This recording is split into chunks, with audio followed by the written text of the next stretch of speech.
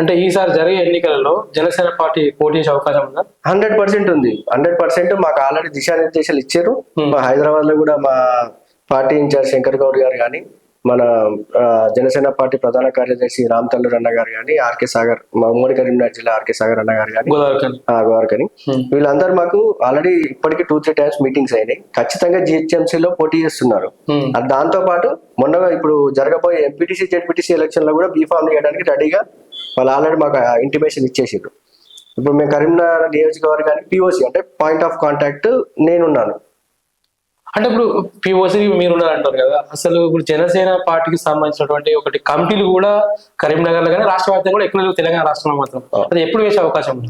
ఇప్పుడు స్టార్ట్ అయింది. ఇప్పుడు ఇక ప్రోగ్రామ్ స్టార్ట్ అయింది. మొన్న వైజాగ్ లో జరిగిన శ్రేణుతో శ్రేణానిలో ఆల్రెడీ సార్ కూడా క్లియర్ కట్ గా చెప్పారు. ఏంటంటే మెంబర్షిప్ టు లీడర్షిప్ అనేది ఒకటి ఇప్పుడు ఫిబ్రవరి నుంచి మెంబర్షిప్ స్టార్ట్ అవుతాయి.